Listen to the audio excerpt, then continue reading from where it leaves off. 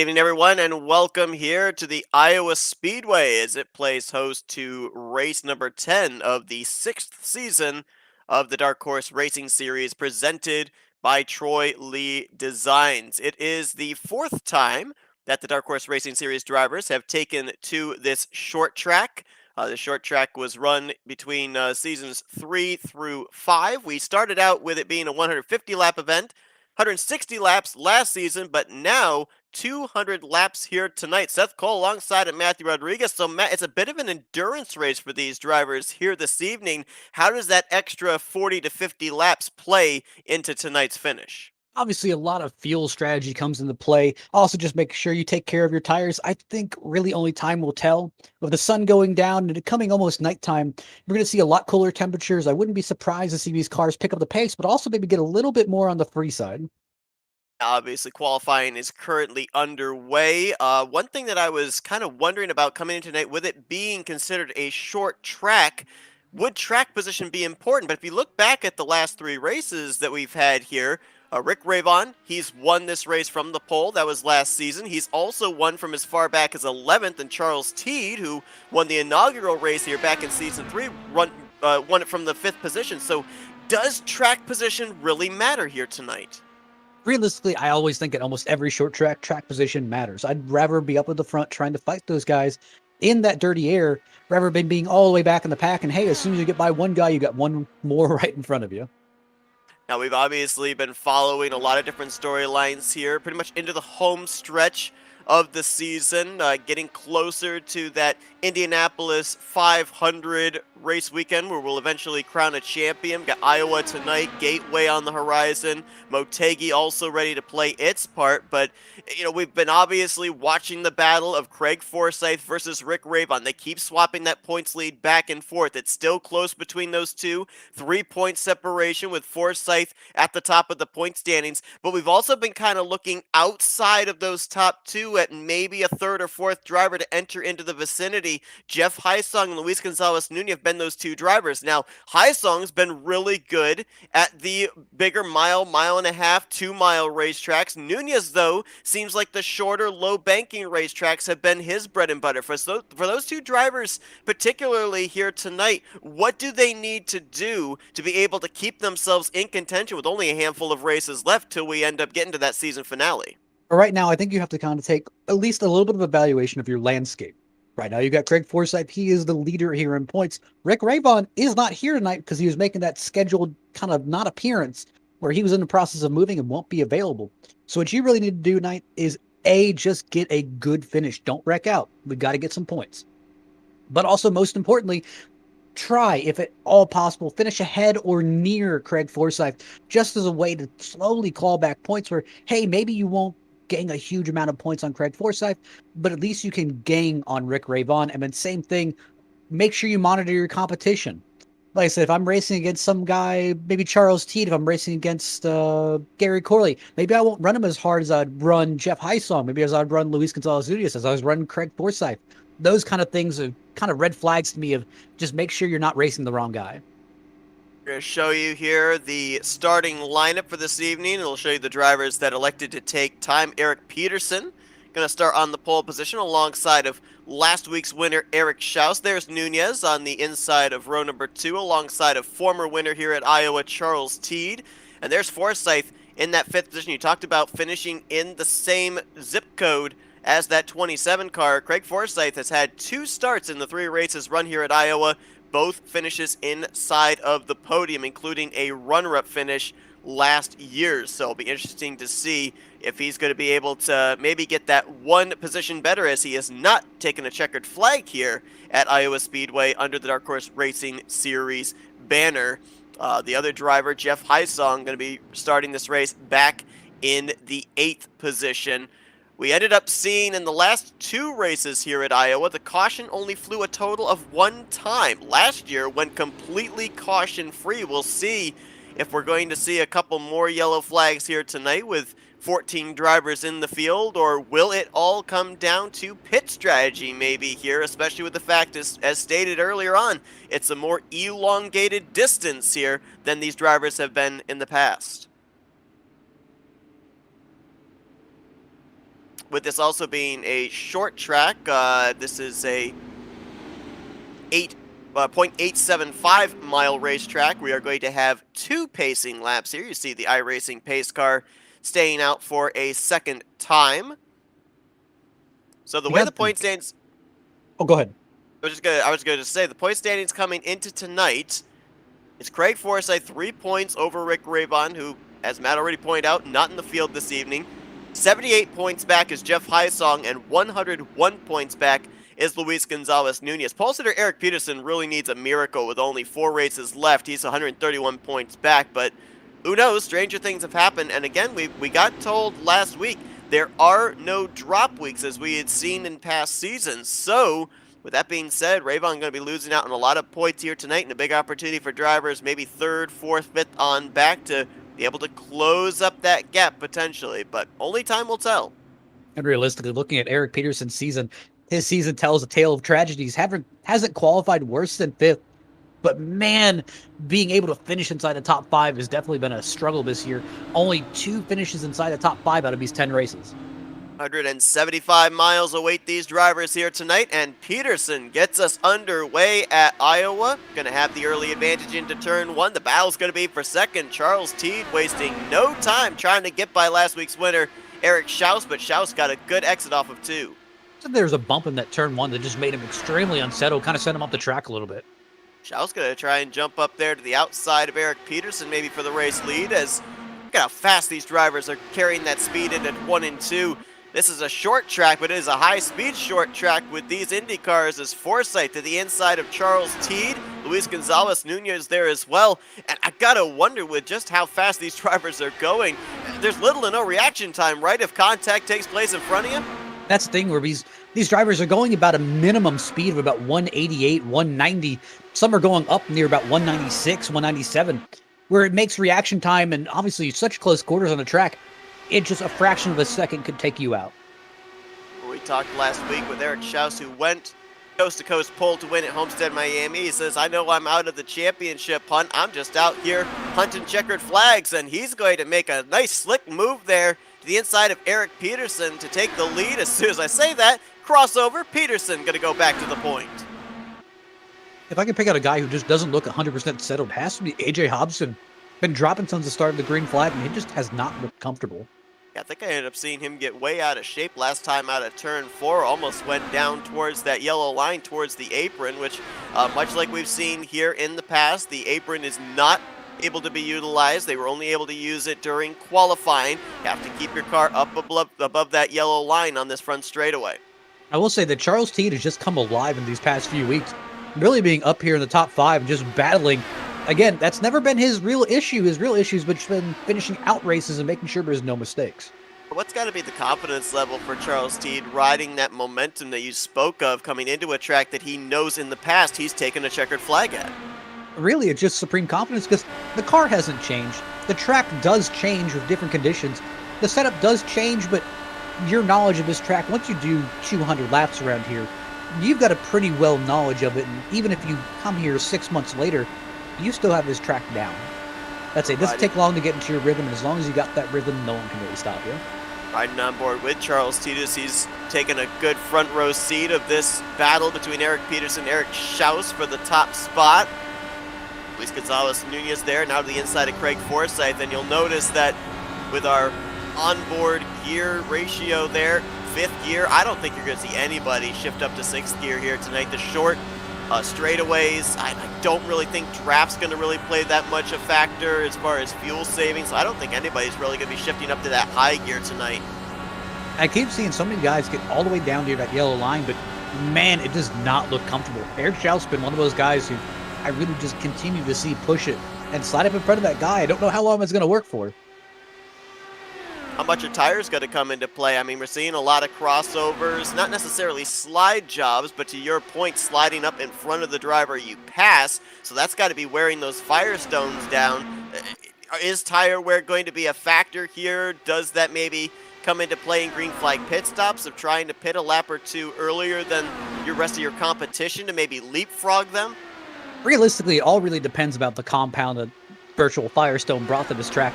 Now, historically, we've had pretty much a lot harder right front tires, and they've been able to take up to this abuse.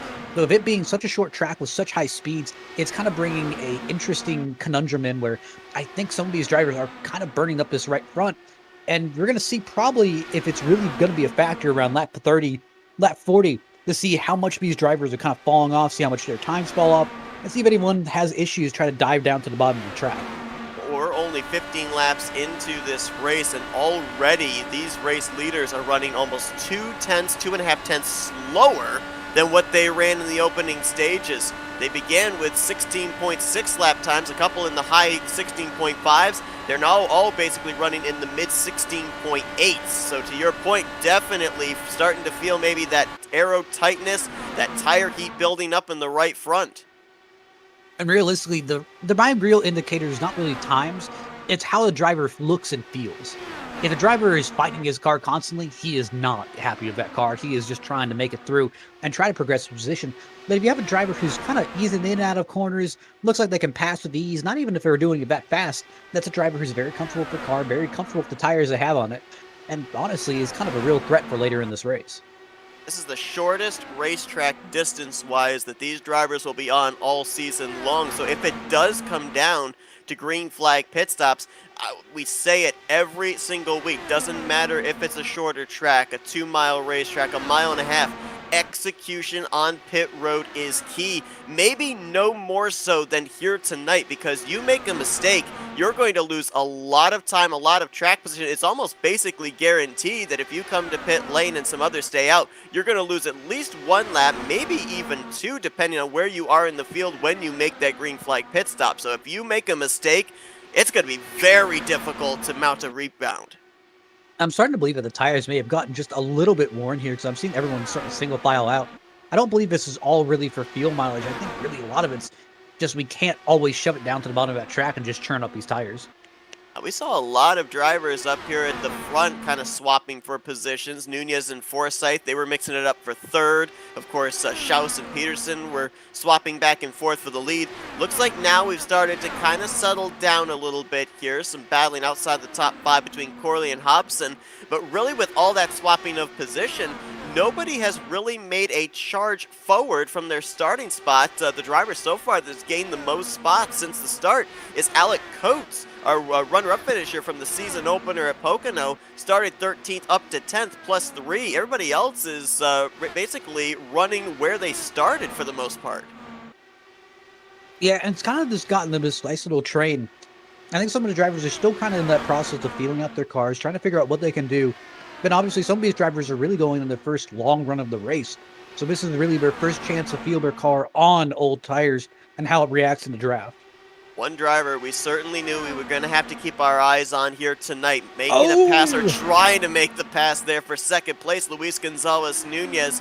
He has victories this season at New Hampshire and the Milwaukee Mile. Shorter circuits, not a whole lot of banking. As man, Charles T, did he get the wall there off of turn 4? He's a little slow there going into turn 1.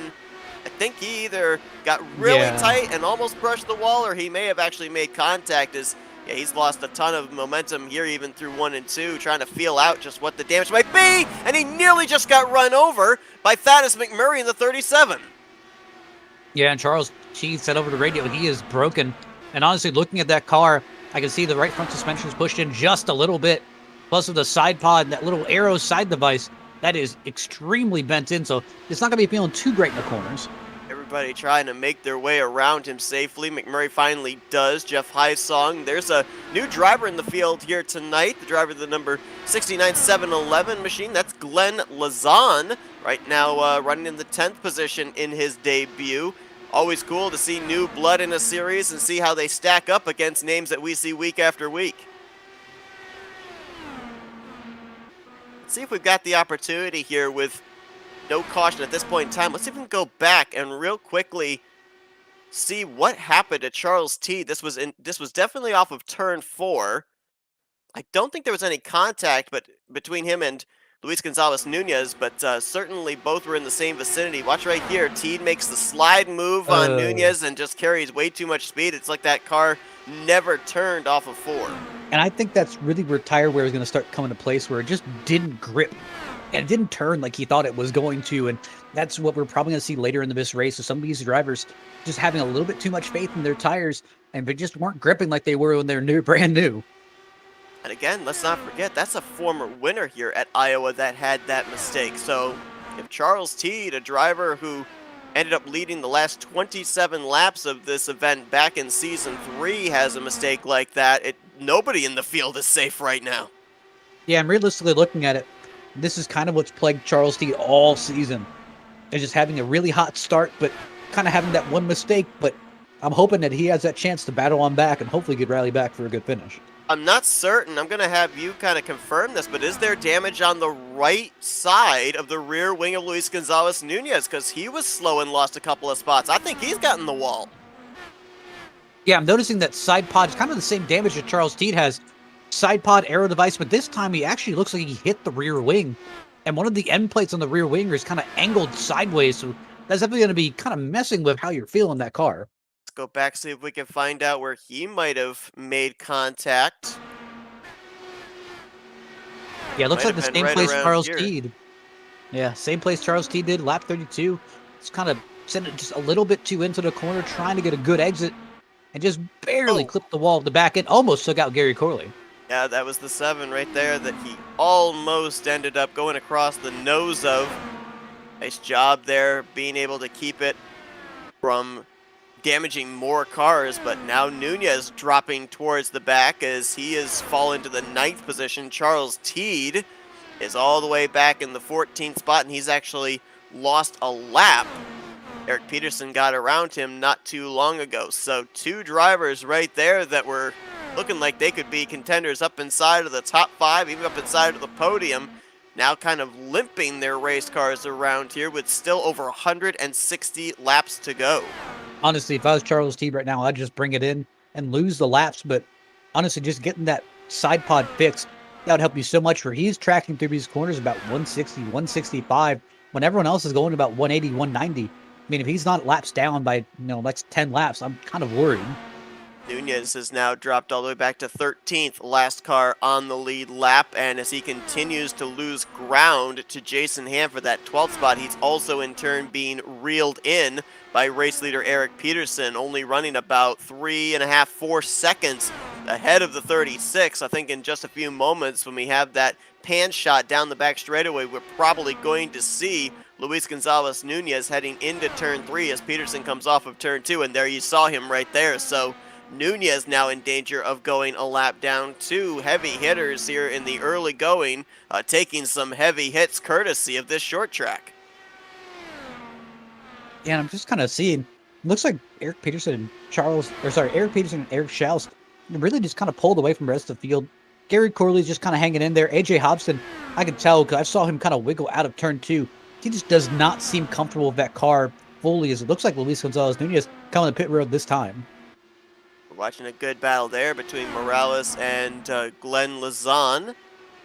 But Lazan having to back out of that. And one thing that I've noticed with the Nunez incident and just moments ago there with that battle between the 10 and the 69, it kind of seems like if you can disturb the air in front of the car that's trying to pass you, that just kind of seems to exemplify that tight position off of turn 4, and the car does not want to turn because we ended up seeing Lazan have to really bail out of the throttle off of turn 2 to avoid getting the outside safer barrier once he had lost out on that battle for the 9th position.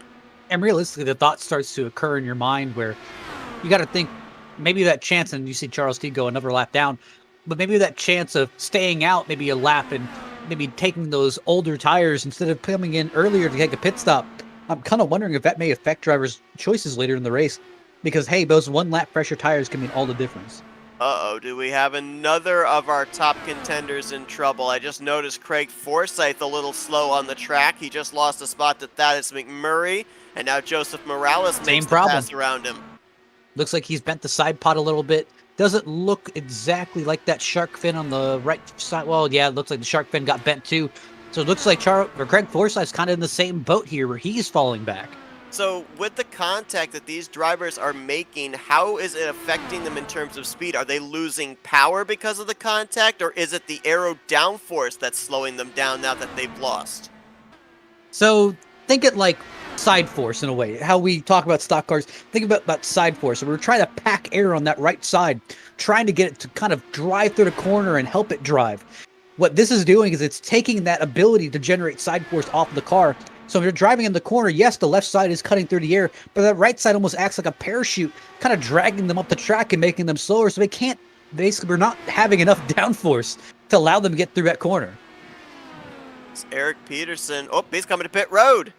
This will be a regularly scheduled green flag pit stop at lap 50. So this says to me that it's going to be at least probably a 3-stop race for these drivers. And we got a number of our other front runners coming down behind him. Gary Corley, AJ Hobson, Schaus, last week's winner, going to stay out. And now he's to pit road this lap in the 72. So pretty much 50 lap spurts it looks like here for these drivers. Jeff Hysong, Thaz McMurray, Joseph Morales, all on pit road. How about that? The debuting Glenn Lazan going to stay out and lead himself a lap. That's the thing. Even if you are not in the top contenders of this race, at least stay out, lead yourself a lap, just make yourself feel better at the end of the day. And again, never know. Maybe you can get lucky with one of these pit strategies, or hey, you stay out a lap, a caution comes out, kind of cycles you out almost to the leader. Talk about you cannot make mistakes. Pit road speed, 45 miles per hour.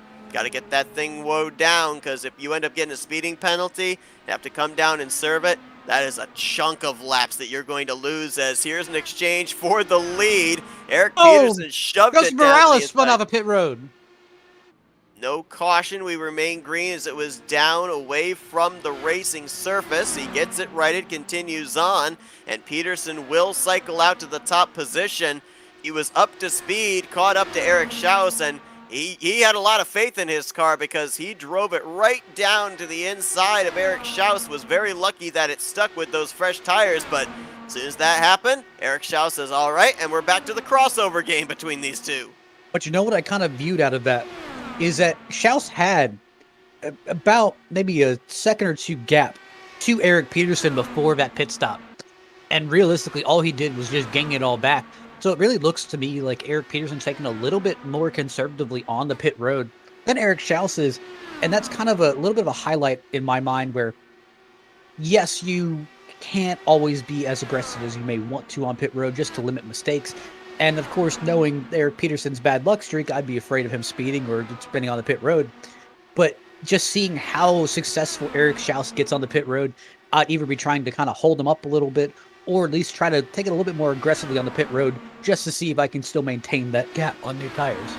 Got some traffic here for the race leaders to deal with. That was Gary Corley in the 7. Jason Hand, the 00, just up ahead, as it's still nose to tail here between the top two for this race lead. And applaud you, Matt, for the strategy call that you would have done as far as advising Charles T to come to pit lane when he had hit the wall, because Luis Gonzalez Nunez did that.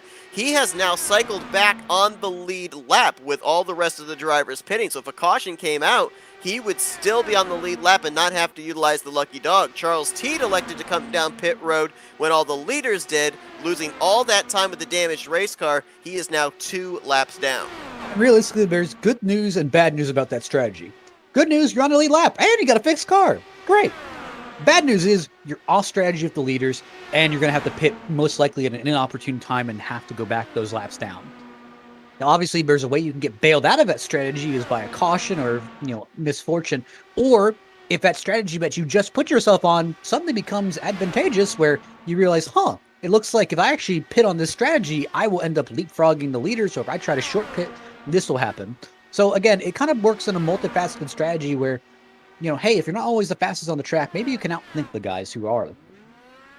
Gary Corley in the 7 back on pit road. This is an unscheduled stop for him. Another piece of bad news, though, for Luis Gonzalez Nunez, Charles Teed, and Craig Forsyth is they've now used their faster pair. So if they run into trouble with still way more than half of this race left to go, they do not have that mulligan to be able to fall back on. As we're following this great battle for the 4th position, Jeff Hysong and Alec Coates. Coates picked up 9 spots since the start of this race, now into that 4th position. And really gained a ton of that track position as well during that round of green flag pit stops. Not sure exactly how he gained it, whether he may have been a little bit more aggressive on pit road entry, maybe was able to get up to speed on pit road exit, but he was around 7th or 8th when the green flag pit stops began, and now he's up inside of the top 5. That's a big thing. I mean, looking at this, you can underestimate pit stops so easily here just because, I mean, you think, oh, it's just getting on pit road, changing tires, and getting off it. It's not that simple. You can gain seconds on entry. You can gain seconds on exit if you really push it, or maybe you shift into a higher gear, just trying to get the car to go faster on exit. All these little tricks can equate to just seconds on the track where, hey, I'd rather get some guy on pit road than try to race him on track where it's just easier and there's no reason to. This is the battle for 7th. A couple of drivers that, when they came to pit road, had to take on their faster pair. Both have been up into the wall at some point in this race. Forsythe in the 27, Nunez in the 14. Now, Forsythe, he'll be able to go another 35 laps or so before he eventually has to come to pit lane. With Nunez pitting when he did, he is off sequence. That means he'll be on pit road in the next 25 laps or so. Nunez going about a groove higher. You can see when they go through the corner, the turns separated by those hash marks. Forsythe goes down between the first set of hash marks. Nunez runs in between the second half of hash marks. Is he trying to maybe find some corner exit speed for these straightaways, or is it just more a case of trying to get clean air to the nose so he doesn't get tight off the corner again and get up into the wall? I think it's really a big thing of just trying to set yourself up for the corner. Obviously, you want to take as much room as possible, kind of arc down as much as you can, but also you want to get clean air to your wing, just because as soon as you get dirty air on that wing, it just takes all the downforce away and you just start kind of fighting for that grip.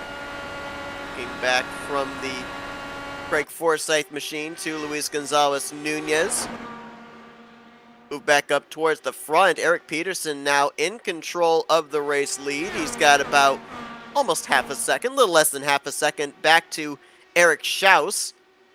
They've now been able to get themselves pretty well clear of the slower traffic or drivers that were on the tail end of the lead lap. You see the 00 of Jason Hand holding court with them, and of course Jason hoping that a caution comes out as the first car one lap down. He would be in the free pass position, but mention the fact last year we went the entirety of the race, 160 laps, caution-free. We've had a couple of moments here where we nearly saw the first caution fly tonight, but I kind of get the feeling that when you entered into this race and the green flag flew, at that point in time, you're basically planning strategies of this 200 laps going clean and green. I'm just kind of looking out here, just trying to get a good lay of the landscape. Obviously, Eric Peterson and Eric Schaus kind of classed the field. They got their own strategy. AJ Hobson, he has been a trooper. He has been just hanging in there, doing the best he can. Alec Coates, he has also been kind of hanging in there. It doesn't really seem to have race running pace, but just kind of hanging around. And my man, Jeff Heisong, he has just come alive in the last few weeks and just slowly trying to get best positions he can. There is AJ Hobson in the 63. It's just surprising how much of a title contender Jeff Heisong has come in these past few weeks. You know, Eric Peterson coming into tonight, his best finish at Iowa, 5th place, and that was last year. Outside of that, he didn't have a top 10 prior to last season here at this racetrack. So definitely much improved position right now, and he has been out in front for a good portion of this race. He swapped the lead back and forth with Eric Schaus at the initial start of this race, as well as after the first round of green flag pit stops, but it kind of seems like on the longer run, the further we get into one of these stints, that's when the 36 seems to be his best and begins to gap the 72. Yeah, realistically, I think Eric Peterson's a little bit light on tires, at least on opening of the run. I see Eric Schaus do those aggressive dives and really tries to slide it up. And I think that's part of what makes him so really so great on these opening runs, but really what causes him to fall back so far. I think if we get a short run at the end of the race on new tires, Eric Peterson will be in trouble, but Eric Schaus definitely has that short run game done. It has been the Eric and Eric show since the drop of the green flag. They started first and second. They run first and second. Jeff Heisong in the 18, starting to close in on Alec Coates for that 4th position. And yeah, definitely has been kind of one of those, and pun intended, dark horses that have crept his way up into potentially the championship battle down this home stretch. The problem right now for Jeff Heisung is while he's having a great run up inside of the top 5, Craig Forsythe is currently running in 7th. Luis Gonzalez Nunez, granted, he's going to have to come to pit road in about the next 10 laps or so, but he's running in 8th. So while he's going to gain points on both those drivers with where he's running right now, it's not a whole lot of points. It's kind of a drop in the bucket. He needs big chunks here in these next few races. And realistically, that's the big thing where I think right now Jeff Heisung is doing the best that he can. And what I mean is he's doing the best he can is he's just trying to put himself in a good position. Where right now, I mean, look at the lay of the landscape. Rick Raybon isn't here. It's one of your title contenders you're already gaining points on. Greg Forsythe's behind you. He's exactly 1-2 positions behind you in this track. So that's already good. You're already gaining ground on him. Realistically, you're ahead of all your ever championship contenders. I think you're doing the best that you possibly can, and you're trying to set yourself up for that double points race at the end of the season. Right now, if I'm Jeff Heisung, the possibility of me catching these guys about that double points race, very slim, unless I really go on a tear. But what I'm trying to do is set myself up for that pretty much the Indianapolis 500, and try to figure out how exactly I'm going to get myself in this situation where I have to finish in this position ahead of these guys, and I can try and win this championship. Right? Just to try to steal it out from under their noses. Glenn Lazan going a second lap down. There's Nunez. This is a scheduled stop as he's off sequence with everybody. That's going to drop him off the lead lap once again. And I love that point that you brought up there, too, in the case of Jeff Heisung. Basically, run his race, because we have seen so many times drivers that are just on the outside or maybe need to throw a Hail Mary, they overstep the boundaries of what they know they can do, and that's when the mistakes happen and you take yourself out of the running. Just basically figure out where your parameters are. Stay within those parameters and let the chaos happen around you. If it's meant to be, it'll happen, but the person that can beat you up and take yourself out of the title hunt, more oftentimes than not, is yourself. And that's what really Jeff Heisung is doing so well right now, is he's not trying to push for positions he can't get. He's not trying to overrun the car, just trying to grasp at straws to get as many points. I mean, realistically, look in his mirror. He's got Thaddeus McMurray and he's got Craig Forsythe behind him. He knows that they're there. But instead of trying to put his strategy at risk and try to overrun himself, he's running his own pace. He's running pretty much his own line. He's just trying to catch up. And even if Craig Forsythe passes you, that's fine. He's not the main goal of today. The main goal is to make sure you continue to gain ground on Rick Raybon, and then also you gain ground on Craig Forsythe if it's possible. So what about Craig Forsythe? We've already seen him get up into the wall. He's had to use his faster pair right now in the 7th position. What is his strategy now, knowing he doesn't have that mulligan to fall back on? Is this kind of ride and see what happens? Don't force the issue. Don't get too aggressive, knowing that he's going to gap Rick Raybon in the point standings after tonight, heading into another difficult track next week in Gateway? In my opinion, it would be the easiest thing just to take it down a notch, just kind of ride around. Hey, I'm in the top 5, 6, 7. It's not that big of a deal. I just need to make sure I don't wreck the car again. But it's hard to tell a racer you need to go slower. So realistically what's happening here is Rick Raybon is just, my apologies, Craig Forsythe is really just trying to dig deep, kind of get past Thaddeus McMurray, get up to Jeff Heisung, past Jeff Heisung. Realistically, in Craig Forsythe's head, the best possible outcome for tonight would be a race win because Rick Raybon is not here to defend. And realistically, it's just pure points game. However, Forsythe knows that he has to finish well. He at least needs to have a finish, and preferably inside the top 5 to make sure he continues that point game.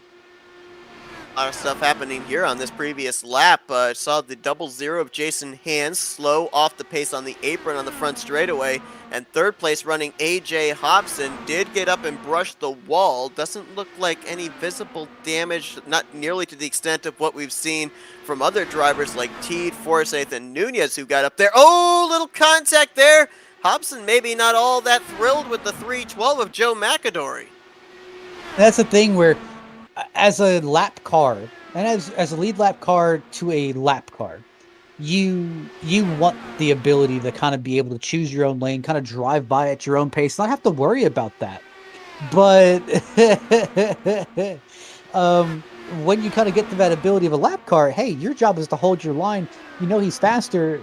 it's really up to the car behind to make that safe passage by. So, With this traffic, you got Joe McAdory and Morales, Joseph Morales. They are battling right now for the 8th position, and right behind them, you've got the battle for 4th. Alec Coates and Jeff Hysong. Also, with 4 races left on the season, including that double points race, the finale at Indianapolis, did we just go from a 4-horse race to a 3-horse race? Luis Gonzalez Nunez has brought it to the garage area. Will finish 14th place here tonight. He was triple digits out of the points lead coming into this evening's race, 101 points back. Did this DNF effectively take him out of battling for that championship trophy? I don't think it's really taking him out, but it's going to be hard from this point onward. Realistically, he's going to need to show some impressive, really record-breaking pace over the next 3 races. And it's going to be a lot more difficult because, I mean, we have an off week. We have Trinmer and Motegi, which really isn't his preferred track. I mean, also, you need to really go into Indianapolis having good circumstances on your side, being able to kind of get max points day by having all of your championship competitors somehow get caught in this giant wreck that takes them out of it. So, I don't know. We've eclipsed lap 100 and entered into the second half of this race, and that means the second round of green flag pit stops. He hit the wall. Hit the wall and exit. I think iRacing giveth, iRacing taketh. He had split second left front damage. I don't see it there anymore, so, Well, it's certainly going to slow him down on this outlap as Eric Schaus was all over Eric Peterson after the first cycle green flag pit stop, so we'll see if this might end up cycling the 72 out to the race leader. If the 36 will be able to hang on to it. Here's Schaus leaving pit road. We're looking for Peterson. I don't even see him. They're going, oh, and now Schaus spins it! Schaus just spun it on exit, and he got a lot of damage. The front wing is gone. Now Morales behind him spins it into the inside wall. Oil on the track. Realistically, that is what trying to make up time on exit does. And these Indy cars are so deceptive about how you get on throttle. And honestly, all it takes is just a little goose of the throttle and back end comes right on around. Well, I remember that there was a race we broadcast. I'm trying to remember which track it was at. I think it was a mile and a half. Might have been Kansas, but I'm not 100% certain. I remember there was a driver that was coming to pit lane, and he put in the pit revver and ended up spinning out. Is it possible switching from that to first, second gear that's where the wheel spin happens on the exit of pit road for these drivers? I think it's just a little bit of a combination of cold tires, a lot of horsepower, and just trying to get the best exit possible. Well, we've got Jason Hand. He came to pit road a few laps ago, and he's actually gone back to the garage area. Morales down pit lane. He's going to take on a faster pair. Eric Schaus has also come to pit road and replaced that front wing. A faster pair in the hole, and he is 2 laps down. And to your point, yeah, Teed going to pass him for the 9th position on the racetrack. So Peterson dodging a bit of a bullet there when he had his spin off of pit lane, but he continues to lead. Hobson now to 2nd, Coates to 3rd, and Craig Forsythe picked up a few spots there on that pit stop from 6th or 7th, I think it was. I think he was actually 7th, and now he's up to 4th with Hysong completing the top 5. So obviously now this kind of resets a little bit. So let's kind of go over this. So Eric Peterson's now in this kind of nicer position where he doesn't have to push as hard. You don't have someone breathing down your neck. But AJ Hobson is still looming there in the background, and he is still within reasonable striking distance if you were to take it too easy. So I'd be kind of focusing on that one in my back of the head. Now, one of the big things I also want to kind of point out is Eric Peterson, he had a pit road exit accident on there too. He really just got lucky on exit where he hit the wall and a damage snapped back to how the car was supposed to be. So really, I'd be kind of counting my blessings with that, but he really needs to focus on just hitting his marks right now, making the cleanest last laps possible, no mistakes. Realistically, no mistakes will win you this race. Now, looking behind AJ Hobson, he needs to get a little risky. I'd say you're not really in the points for this. I think it's time that you get a little bit of dangerous. How about we kind of start pushing the envelope? The same thing for Alec Coates. We kind of need to start pushing the envelope here, and Craig Forsythe is coming. Forsythe right now running some of the fastest laps on the racetrack. Race leader Eric Peterson ran 16.8, high 16.8, and Forsythe was the only driver inside of the top 5 that clocked in at a 16.7. So he is starting to work his way up here closer to that podium as Peterson is continuing to deal with traffic. That's Joe McAdory in the 312 off of turn 4. Joseph Morales in the 60 right behind. Peterson going to make that pass. So we can't visibly see it, but if there is even the slightest little bit of damage there on that 36, does that mean that you would probably burn that faster pair on this final upcoming pit stop?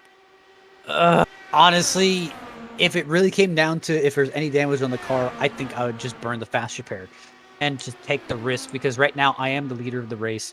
Right now we have been going relatively caution-free. I don't anticipate getting into a caution or being around the caution. And right now, Eric Peterson's really in that state of he needs to have this good finish where if he wants any shot at the championship, which is at this point a very long shot, if you want any point at or any chance at it, you need to win this race. And even if I just want it for momentum's sake of having this, I'd say, interesting of a season, I'd want to win out of it just to kind of drive home. But hey, at least we accomplished something this season. Taking you through the top 5 here as they run. There are bonus points that are handed out in this series. Lap led, most laps led, no incidents during the race. And also there's actually bonus points that are handed out for fastest lap of the race. Right now, that would belong to Charles T. The issues he's had here tonight, he still would be in line for bonus points, clocking in at a 16.538.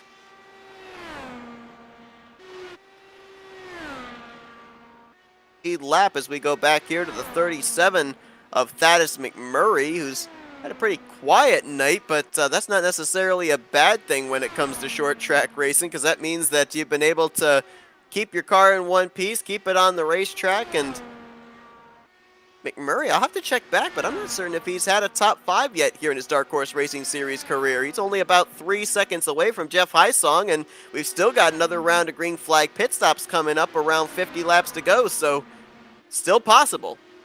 I'm just kind of sitting here and I'm just thinking about who's currently running up here, who's currently in the best really spots possible. I think Jeff Hysong, he's kind of just lucked out here where it's not any part of really luck that came into it, just being consistent and not hitting anything, that he's kind of gotten into this top 5 position where it doesn't look like he's been the fastest car on track, doesn't look like he's been really the car that make these amazing passes, but he's been one of the most consistent cars, and that's really what counts when it comes to a lot of his. I mean, look at how many cars we have laps down. Look at how many. I mean, Charles Teed, Eric Schaus, those are 2 drivers who are easily up at the front of the pack. Gary Corley, he was also up at the front of the pack at one point. Luis Gonzalez Nunez, a car that you knew that was fast coming into this race, all having issues. Yeah, as of right now, if we were to have a caution, the lucky dog driver would not get back on the lead lap. The first car that we have off the lead lap, Joe McAdory, is -2. So he would need 2 cautions to come out between now and the finish to get back into contention on the lead lap to pick up more spots.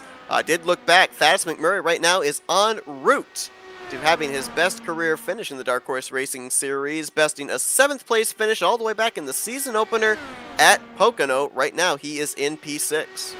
I've noticed in the past few laps that AJ Hobson's been running just barely faster laps than Eric Peterson, and I can't tell if that's the result of maybe some damage or if it could be the result of just Eric Peterson just taking a little bit easy and AJ Hobson just taking a little bit more dangerously, just trying to catch up. Well, I mean, if we go on board here with AJ Hobson, I mean, he's got pretty clean racetrack in front of him. Eric Peterson, he's got lap cars that he's been around for these last few laps. Also interesting here as we sneak a look on board with AJ Hobson. He's up in 6th gear. Wonder what that would be for. Maybe some sneaky fuel mileage late in the race. Maybe. I mean, he came to pit road on the same lap as AJ Hobson, the last round of green flag pit stops. I don't know if there's something to be gained there if you come to pit road a lap or two later than the race leader. I mean, just thinking, those 1 or 2 laps, kind of thinking of the fuel range.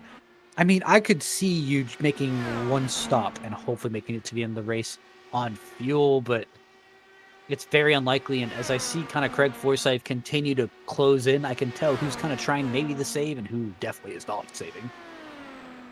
The best battle on track right now for position is actually going on between a couple of lap machines. Charles Teed, Eric Schaus, both 2 laps down. This is for the 8th position.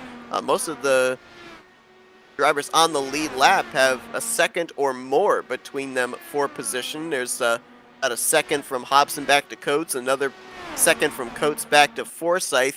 Coates keeps on just almost breaking into the sub-second gap between himself and Hobson, but it seems like as soon as he gains those few 100s, he loses it the following lap. So everybody, for the most part, up inside the top 5, top 6, pretty stationary in terms of lap times, in terms of their track position. Schaus nearly almost got the wall there off of turn 4. So now it's basically, I think, for those drivers just setting themselves up for that final trip to pit road. As, man, I don't know if Schaus just had a good run or if Teed had to bail out of the throttle, but the two nearly made contact there off the second corner.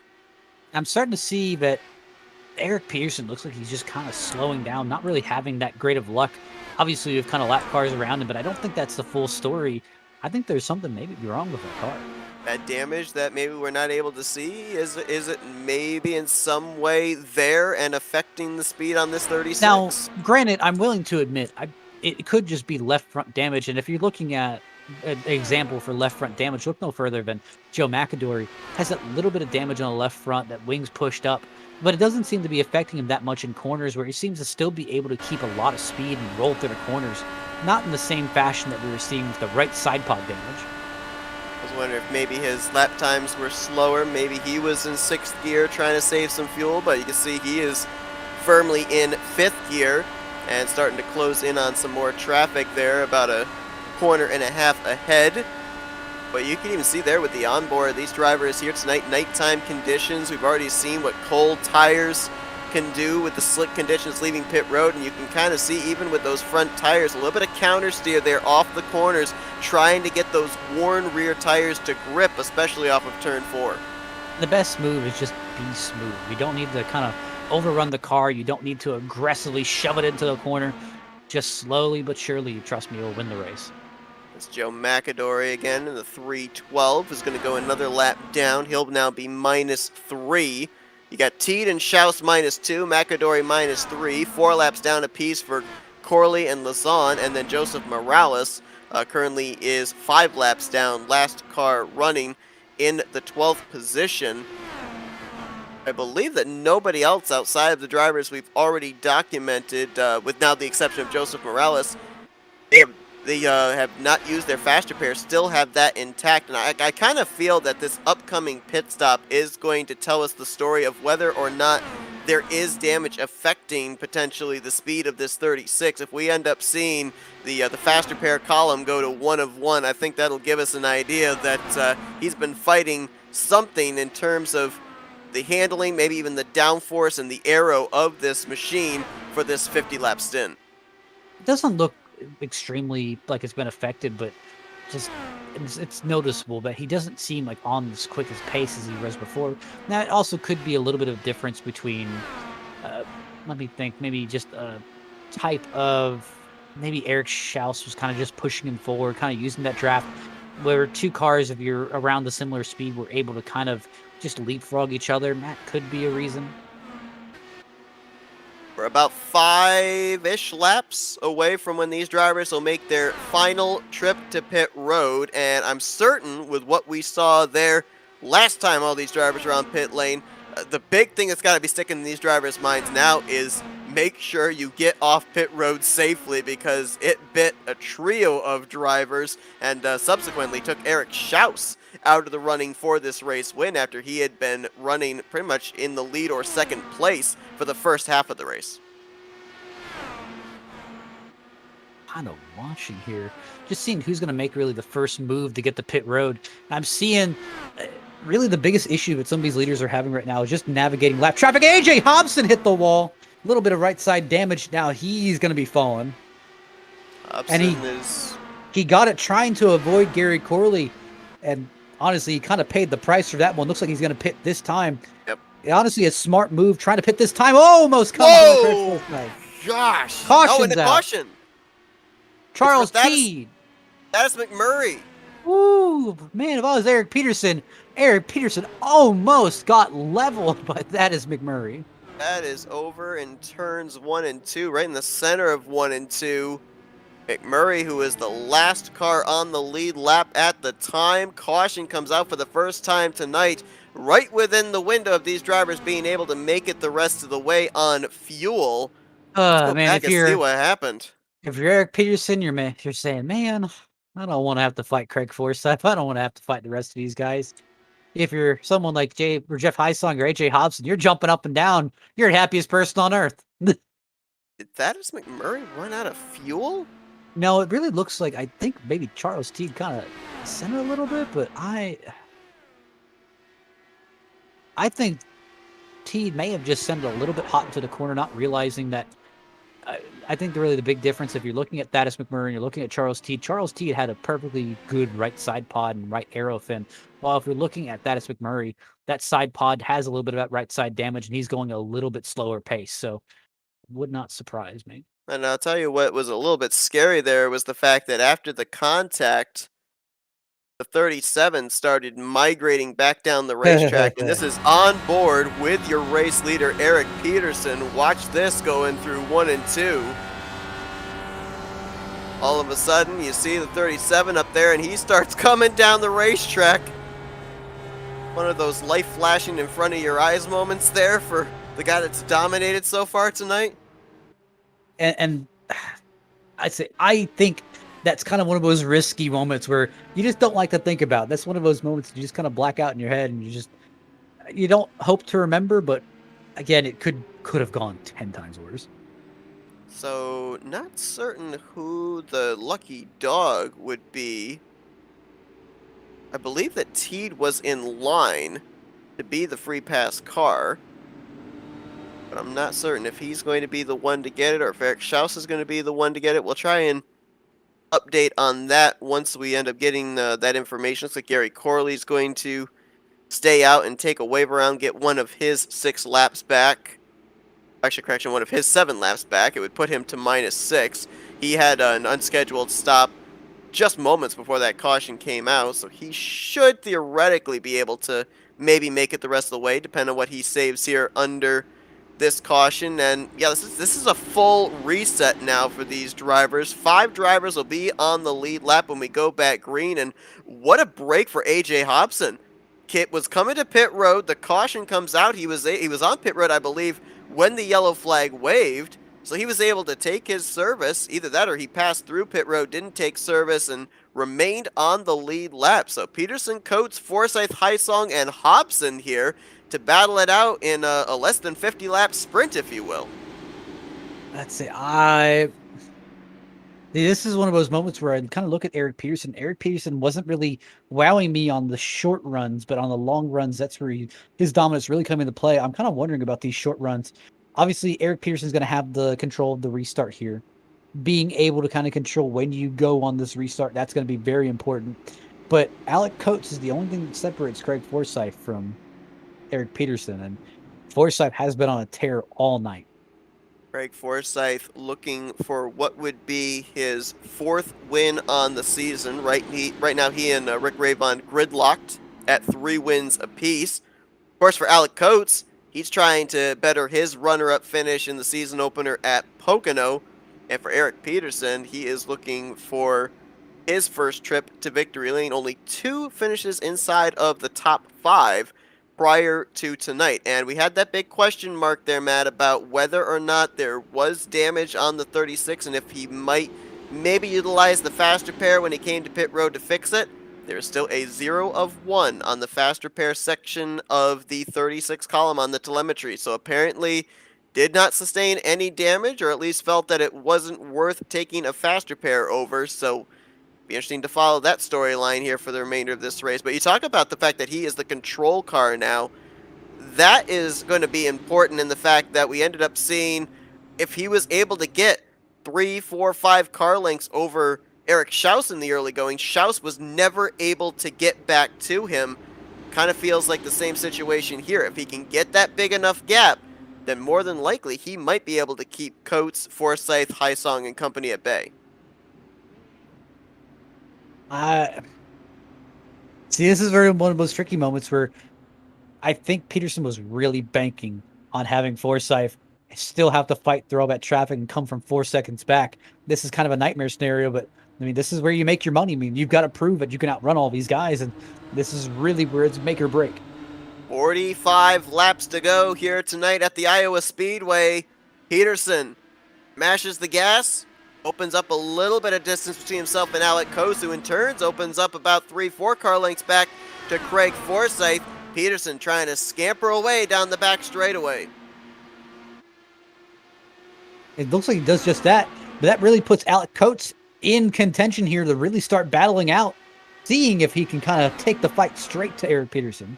Jumping up to the top, maybe trying to see if he can arc the corner and exit low, continuing to try and slice and dice, figure out where he can create a run, and that's just going to bring Forsythe and Jeff Hysong into this battle. Suddenly, what's been a solo here tonight has turned into a quartet, closing in on 40 laps to go, and we can confirm Eric Schaus did get the free pass under that caution. He is the only car 1 lap down, so should we get another yellow, he could be back in contention for this win as Coates. Man, that was a very close move there, front wing to back gearbox, but he's going to make it work. Edges ahead off of turn 2. Peterson again back on the top.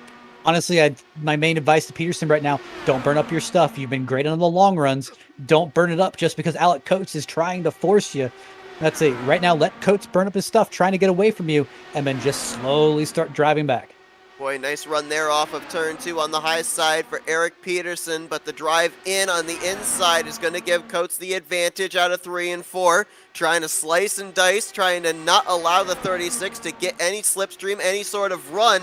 And really, I mean, how can you generate a run on these very short straightaways? It kind of feels like if you're going to make this pass, you've got to set it up in the corners and then maybe execute it on exit.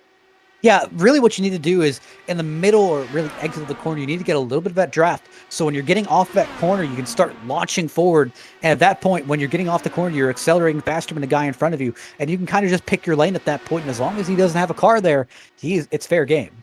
AJ Hobson's about 2+ seconds behind this top 4. So for the time being, it is Coates, Peterson, Forsythe, and Hysong to settle this thing out. For 3 of these drivers, they're looking for their first win on the season. For Forsythe, he's looking for win number 4.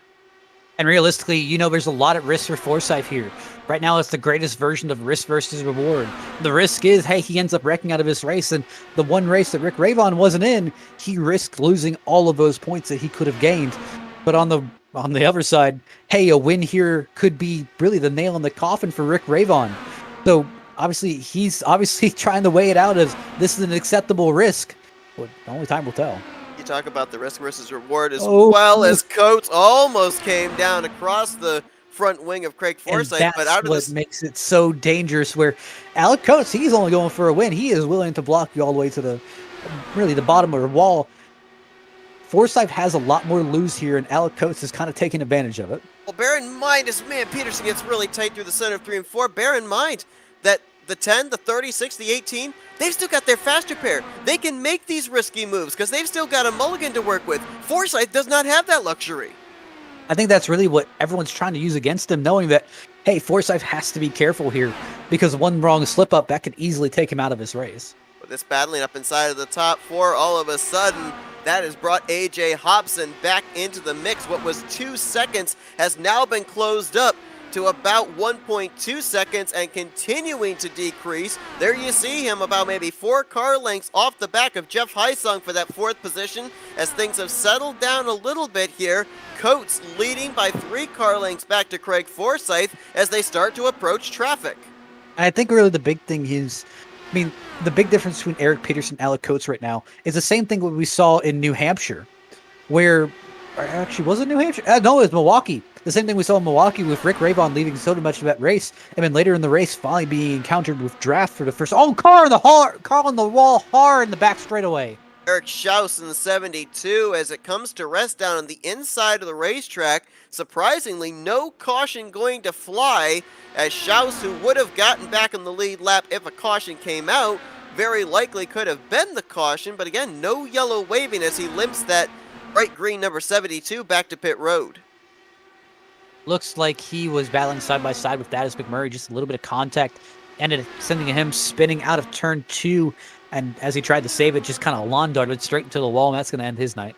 And that was a battle, I do believe, for what would have been the lucky dog position. Thaddeus McMurray got put a lap down, so Schaus was trying to be the first car one lap down to be in the lucky dog spot. He is now headed for pit road, so what was looking like was going to be such a great night for driver 72, all of a sudden has gone downhill and downhill in a hurry, and Craig Forsythe just completed the pass around Alec Coates. He is out in front. It took him almost 175 laps to do so, but up in the lead when it matters the most in the closing stages. Look at Jeff Highsong here. He's slowly started to work his way through the field. He's starting to chase down Forsythe. Highsong now to the third spot, trying to now see if he can catch Alec Coates for second place as Forsythe continues to start to open up a little bit of daylight. That last time by, he was the only driver of the top 4 that ran in the 16.8s, but on the flip side, this time by, he's the only driver that ran a 16.9. The others behind him ran low 16.8s. I'm kind of watching this here, and I'm wondering when Alec Coates' tires are really going to fall off here and when we're really going to see the effects. I wonder if the effects are actually also setting into Eric Peterson, too, since he was running them pretty aggressively for a few laps. Might have to kind of get those tires to cool down as we saw some really aggressive racing in the early going between Peterson and Coates. Jeff Highsong starting to close in on Coates for that second position. And these drivers, we know they are good to make it the rest of the way on fuel, all the way to the rest of the scheduled distance. So basically now you've got what you've got. It's about managing the tires, managing the gap, and maintaining your position. Just kind of looking, everyone's kind of in that small little area within 1 second of each other. And I think, I don't know who's possibly trying to hold, who's holding them and who's showing them. Coates with a nice run there through 3 and 4. Closes the gap back up about a car length and a half.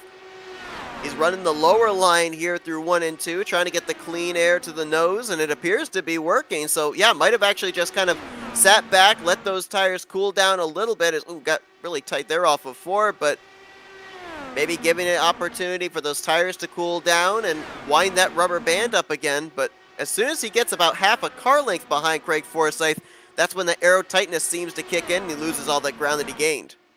Yeah, realistically, it's kind of one of those, the tires are kind of getting worn, plus you're in the draft of another car, so it's kind of affecting and unsettling that front end just a little bit and causing your car just to plow a little bit. That's what we're also seeing with Jeff Highsong and Eric Peterson kind of falling off the field here a little bit. I think it's just a little bit of aero push, just kind of driving them up the hill and not having as sharp as an effect as it would in Craig Forsythe.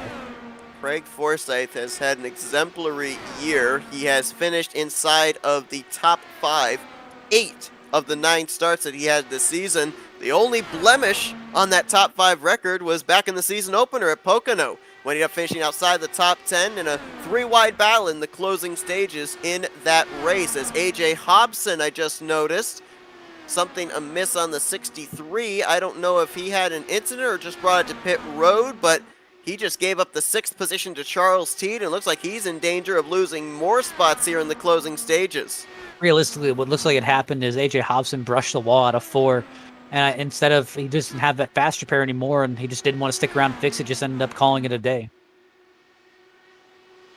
15 laps to go with Forsythe hitting the start-finish line. We've heard from Craig Forsythe, the shorter racetracks, not necessarily his favorite. He loves going to the high-speed, bigger racetracks. We know that he's obviously got Indianapolis circled on his calendar, but here tonight, really, if you think about it, I think we could call this a patient race. for Craig Forsythe. Spent most of this race running back around the 6th, 7th position, had early troubles brushing the outside wall off of turn 4, and then just kind of utilized the green flag pit stops to pick up a spot or two here and there. The caution comes out, he finds himself up inside of the top 3, top 4 for that restart, and then just seemed to all of a sudden turn it up to 11, takes the race lead and is running away with it right now. Now has traffic between himself and Coates, as Coates currently a half a second off of race leader Craig Forsythe. And I'm just kind of looking back in the pack here and just, let's say, I'm just thinking about some of the nights for some of these guys where, yeah, Alec Coates, he may not come away with the victory unless something really changes or really a big mistake happens. But hey, a P2 is not very bad of a way to kind of salvage your season. Jeff Hysong is really the one with the most to gain and most to lose here. He does gain a little bit on Rick Ravon. Obviously, if it were to finish as it does right now, it would be it'd be third place, which definitely is great, but kind of lies in the big issue of you're gaining on Rick Ravon, but you're not gaining on Craig Forsythe, which inherently is an issue. And then obviously Eric Peterson, hey, it may not be what you want, but it's a good finish. Definitely. Doesn't necessarily reflect how strong a race car he had in the first 3 quarters of this race, but still a solid outing for him. Thaddeus McMurray right now is in the 5th position, and he is the only car 1 lap down. Woo. He is still en route for his best finish of his career, and we ended up just having a moment. I think, did Charles Teed get the wall? Yeah, he did. He's slow. I was going to mention the fact that Teed was in the 6th position. Oh, gracious, Corley there. The move on the back straightaway, but Teed actually came to pit road in the 5.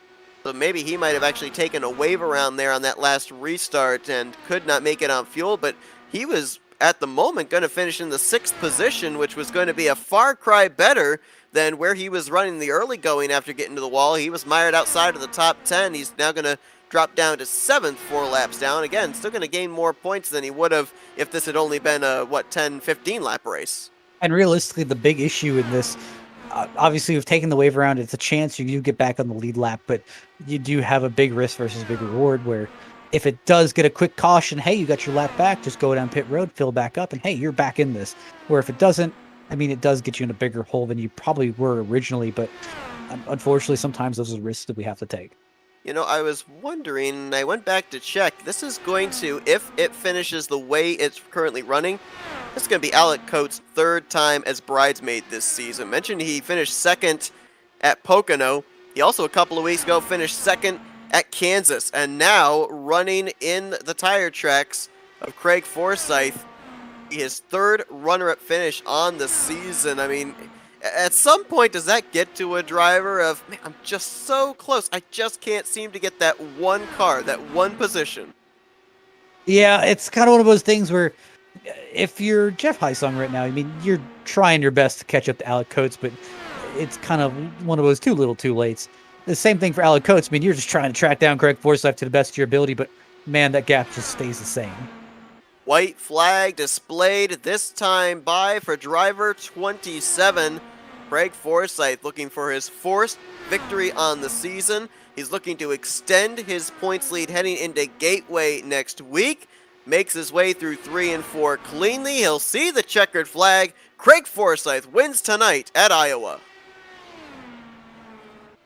Like I said, this was the perfect night for him where he really needed to come out and perform. He needed a win to really kind of take full advantage of Rick Ravon not being here and full on. He did just that, where this is really going to put Ravon in a kind of a box where he has to perform these next 2 weeks. Craig Forsythe's getting very good at celebrating here this season. 4th time he's going to be going to victory lane as he coasts it up to the start-finish line here on the front straightaway. He's going to come to a stop right there on the start-finish line down on the oval, the short track oval here on the front stretch at the Iowa Speedway. We'll be talking with him in just a few moments, as well as the other podium finishers, Alec Coates and Jeff Hysong. But let's take a look at the finishing results from this evening's event, and a lot of different storylines here tonight, different drivers with different adventures, but I guess you could say the top four there, really your survivors here tonight, as Iowa Speedway took no prisoners. Yeah, and I'm kind of I keep touching on this point, but Jeff Hysong is really surprising. I mean, looking at his previous results, he had two fourth place finishes consecutively, and this will be his third place finish in a row. I mean, eventually one of these days that fortune has to change, and you're going to end up getting second. You're going to end up getting first, but obviously it's painful to kind of sit here and kind of lose those opportunities. Got a couple more opportunities here this season. Gateway next week, Motegi in a few weeks, and then of course you've got that regular season finale at the Indianapolis Motor Speedway. The big one. We kind of saved the big race for the very end with a championship hanging in the balance. How about Thaddeus McMurray there in fifth and Joe McAdory? I mean, for a lot of these drivers, they lost the laps either getting into the wall, having to make unscheduled pit stops, or maybe just a little bit conservative on pit road, going multiple laps down with it being a short track. But you've got McAdory 3 laps down and still brings it home in the sixth position. Charles Teed still bringing it home in seventh. This kind of goes back to the old moniker of never give up because, yeah, you made a mistake in the early going, but there's still a whole bunch of race still to go. There's still a lot of opportunity that others will make a mistake and you've got a chance to capitalize. So the never give up attitude by a number of these drivers, even Joseph Morales there in eighth, I think he and Teed, they were at one time scheduled to get 11th and 12th place points, and they're up inside of the top 10. Glenn Luzon, he's ninth, and he was going to be outside the top 10.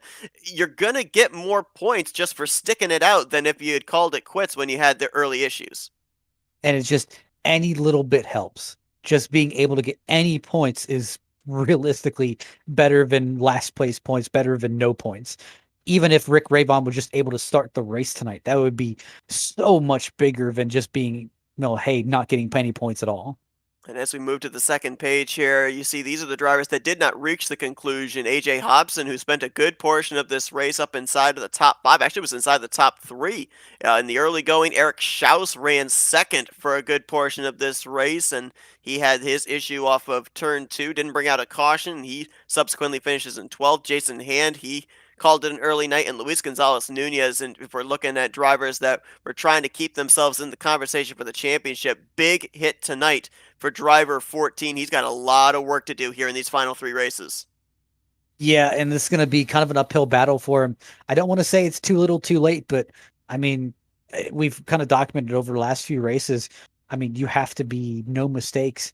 Even if you do get like let's say a fifth or sixth place finish, it doesn't have to be amazing, but you just have to be consistent. Make sure you're constantly finishing these races. Luis Gonzalez Nunez has had good runs, but he just has not had that consistency. And the big issue, too, we've talked about it for the last couple of weeks, is Forsythe, Ravon, Hysong, Nunez. They always seem to find each other in the same area of the racetrack, the same area of the field. So while you're running up there, having a good run inside of the top three, top five, the rest of your competition is right there with you too. So not a whole lot of opportunity to be able to gain a big chunk of points, which at this point in time is definitely what Nunez needs to do. And also in the case of Jeff Hysong, needs to have a big chunk of points. Of course, we'll have a big field. Indianapolis is double points race, so still anything can happen, but going to be a lot of fun to watch what happens down this home stretch. Let's go down trackside and see if we can talk with a few of our podium finishers. And let's see, why don't we kick things off with the guy that brings it home, as you said, in his third straight third place finish, and that is the driver, the number 18, Jeff Hysong. Hey, Jeff, it's Matt and Seth up here in the FRM booth. You got us? Yeah, how you guys doing? I'll tell you what a time to get momentum here with just a handful of races left on the season. You bring it home on the podium once again here tonight. We saw a lot of drivers, though, really struggle with their race cars, seemed to really struggle. I don't know if it was the tire heat, it was the aero issue, but it seemed like that outside wall was sucking a lot of the top contenders in. Your car remained relatively clean here tonight. You kept it all in one piece. What were some of the keys to making sure that happened? For the most part, taking care of the tires there. You could burn them up pretty quickly, and then you'd be on the back foot for the rest of the run, which I did in the last run, which I'm kind of kicking myself for. I had nothing for Alec and Craig there at the end, but for the most part, throughout the race, I was doing a good job on that, but at the end there, it was just tough. So, Jeff, I mean, you've been one of my favorite to watch out of these last few weeks, just trying to claw back points.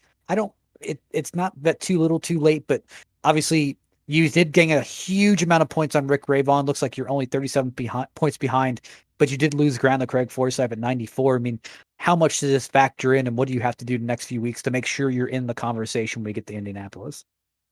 Just got to keep being consistent, keep the car out of trouble, and then yeah, Craig's some type of magician getting that car back up front, because I thought for sure after he hit the wall, it was going to be a positive points day in that aspect, and he did his thing and got the car back up there. Obviously eyeing Indianapolis, but we've got Gateway and Twin Ring Motegi coming up. Between those two tracks, what's the place you're specifically looking at as the place to be able to, again, have these consistent runs? Or is there one of those two tracks that you're going to be putting a little bit more effort into that you kind of have a question mark on how you perform? I like both of the tracks. They're actually quite similar in the way that they race. A little bit different, but similar. So I'm excited for the next 2 weeks, and then Indy will be the big challenge, just based on pace there. Another solid outing for you here tonight. Congratulations on another podium finish here. 3 straight weeks that we've seen you bring it home on the podium, and the latest one here tonight at Iowa. Jeff, before we let you go, we'll give you the opportunity to thank some sponsors and do some shout-outs. Thanks to you guys for your great coverage. Thanks to the family for supporting me and letting me do this. Shout out to my son for all the hard work he's doing right now, and then shout out to Craig on a hell of a drive, and Alec on the great podium. As Jeff Heisong, third place here tonight under the lights at the Iowa Speedway. He'll look to carry this momentum into Gateway next week. Congratulations on another solid outing, Jeff. Thanks, guys. Have a good night. See if we can get our second place finisher here tonight, Alec Coates. Alec, it's Matt Seth up here in the FRM booth. You got us? How's it going, fellas? Man, I'll tell you what, gotta be getting tired of bringing it home second place. Third time this season that you've brought it home in the runner-up position. Had a shot there at the end, saw a great four-way battle between yourself, Forsythe, Heisong, and Peterson. Was it just a matter of not enough grip in those tires to be able to reel in the 27? Yeah, that's kind of what it boiled down to. It was kind of my own mistake. I got to the lead, I took the bottom away, and then after about 10, 15 laps, you needed to move up a groove and try to take the middle away, because that was actually the faster way around it. And Craig just pretty much read it like a book, and it was pretty easy for him to get by me. And at that point, I was kind of hosed. You can't really do much if you don't do it early in the run. So he played it right, and I just finished runner-up to him again, I guess. So, unlike Seth, I'm a little less fun. So, this is really just kind of a psychological question at the end of it, where, I mean, you have had multiple runner-up finishes this season, and I know from personal experience, that takes a toll. And, I mean, just going forward, I mean, how does this continue to motivate you, or does it kind of put a damper on how you race further? No, I wouldn't say it dampers. I mean, I didn't run a single practice lap. I started in the back and I drove it to second. So, I mean, you got to take the positives away from it. I'm just out here having a good time with all these guys and trying to put good results in when I have the time to come race. So, yeah, I mean, I do want to get that win. I feel like I'm quick enough to do so, but I'm not really putting the lap times in and everything before the sessions simply because I just got a lot going on. So, definitely got to take the positives out of it, even though I'd like to be one step higher. Yeah, you talk about working your way through the field from the back of the pack. Second place run tonight, but the thing that stands out the most to me as I look at our telemetry, plus 11 from your 13th starting position.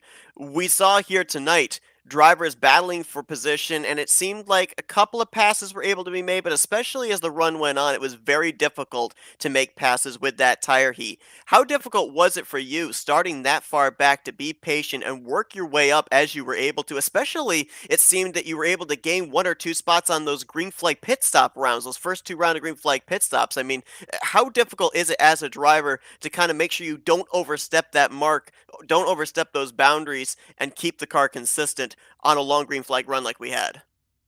Yeah, it was tough. You had to make, like I said, you had to go early if you were gonna go, if you're gonna try to make some moves. And then, like you said, the pit stops were where you had to really make your time. I think that's something that Craig is just exceptionally good at, and where he gets us every week.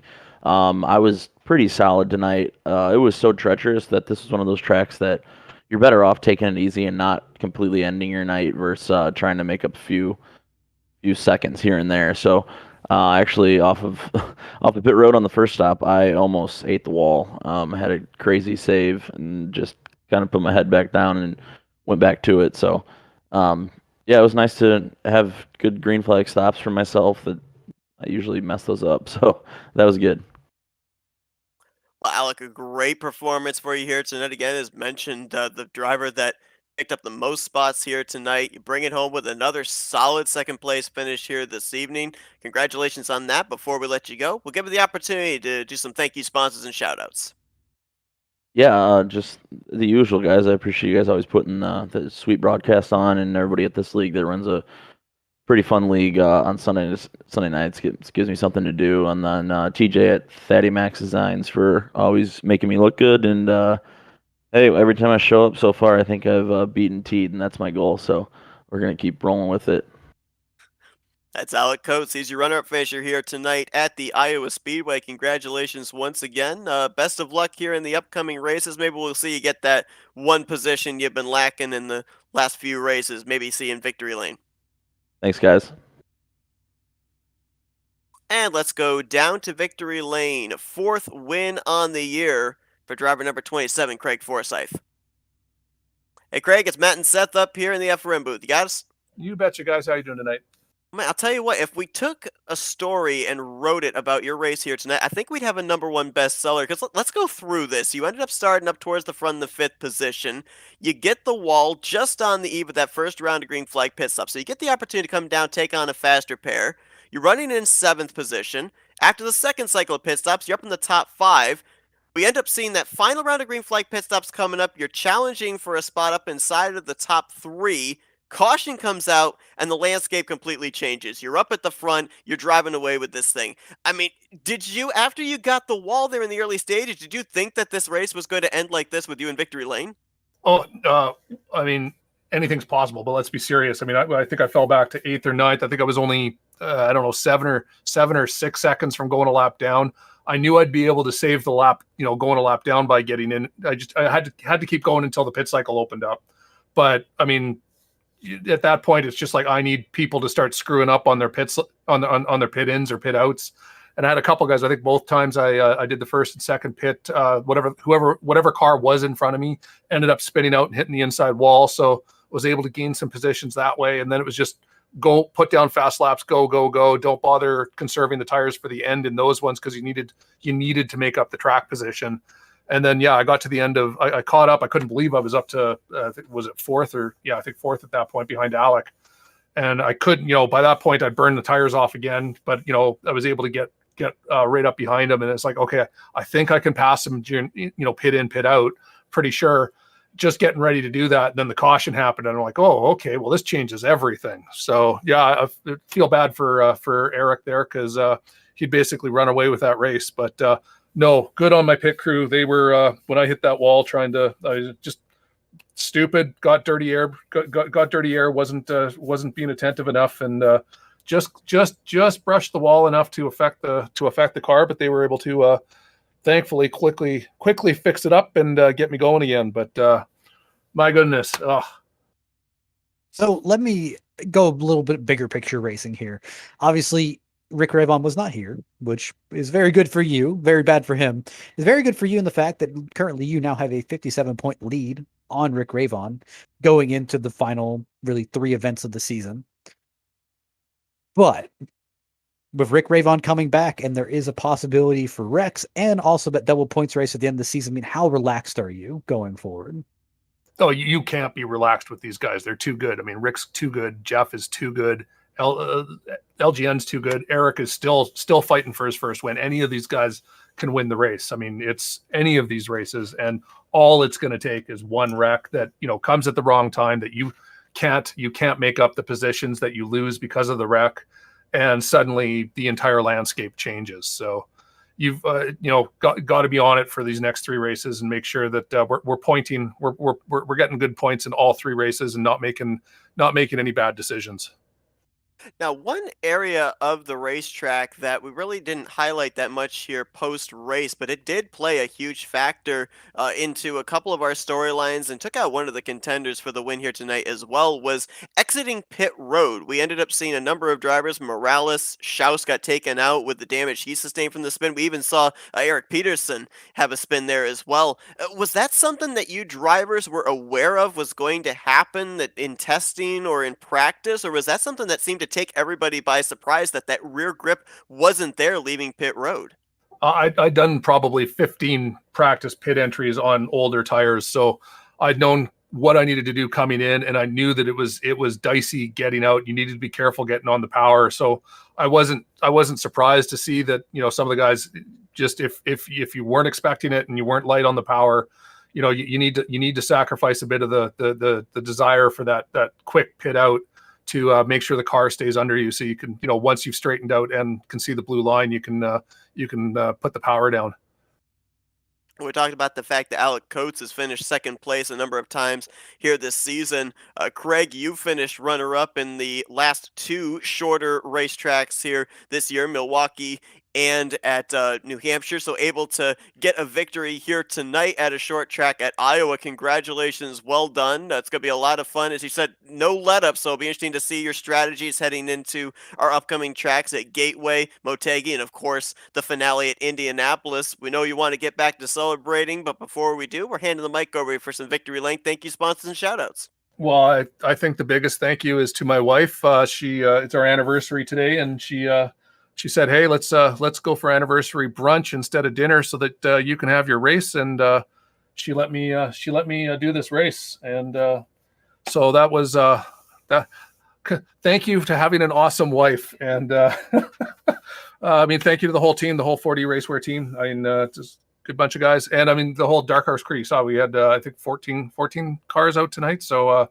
Numbers are pushing back up, and it's good to see that the league is thriving and providing entertainment. Well, happy anniversary. Congratulations on your victory here tonight, win number 4 on the season. And again, best of luck down the remaining stretch of this season. Thanks, Matt. Thanks, Steph. Stay safe. That's Craig Forsythe, your winner here tonight. So as you alluded to, Matt, the point standings right now, a decent gap for Craig Forsythe back to Rick Ravon. Jeff Hysong still mathematically in the hunt, but a lot of things have to happen here in these upcoming tracks. Gateway, Motegi, obviously we know with the double points at Indianapolis, so let's highlight those other two tracks that we're going to.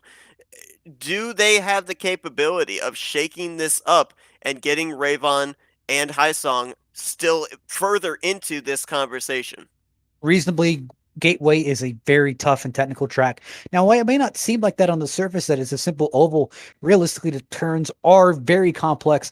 And also, if you get a little bit too low in those corners, maybe you get on the rumble strips just a little bit, the back end of the car will step out, and that could be the end of your night and multiple other drivers' nights. Same thing for Trimmer Motegi. You think it's got really a track that has multiple lanes. It is, but realistically, it's a very dominant bottom lane track that does have a lot of fuel mileage and strategy calls play into it. So definitely another one to watch out for. Next week, we're going to be heading to Gateway, 1.25 mile racing for these drivers. It's going to be interesting to see how it plays its part into this championship battle down the home stretch. Hope you will join us for that. We'll then have an off week before these drivers will head to the penultimate race of the season at Twin Ring Motegi. Then they'll be heading to the Yard of Bricks, the season finale at Indianapolis. Next week at Gateway, our coverage will be Sunday night with the green flag flying at 9 p.m. Eastern Standard Time. Hope you'll join us for that. We appreciate you joining us here tonight for this race from the Iowa Speedway. Matt, it was a pretty unpredictable race in many regards. A couple of things taking us by surprise, but Iowa Speedway last couple of seasons has really played its part in the outcome of the championship. Maybe doing the same here tonight. I appreciate you joining me up in the booth. Always enjoy being here. And again, thank you to everybody that tuned into our coverage here this evening. We'll see you guys next Sunday night as we continue on the sixth season of the Dark Horse Racing Series presented by Troy Lee Designs. Craig Forsyth, your winner here tonight at Iowa Speedway. For Matthew Rodriguez, I'm Seth Cole. We'll see you guys next week from Gateway as you've been watching another broadcast courtesy of FRN, the Flatout Racing Network. This broadcast is the copyrighted work of Flatout Racing Network and may not be rebroadcast, retranslated, or used in any form without the express written consent of Flatout Racing Network and iRacing.com Motorsports Simulations. Flatout Racing Network would like to thank you for your support, and we hope you enjoyed tonight's broadcast.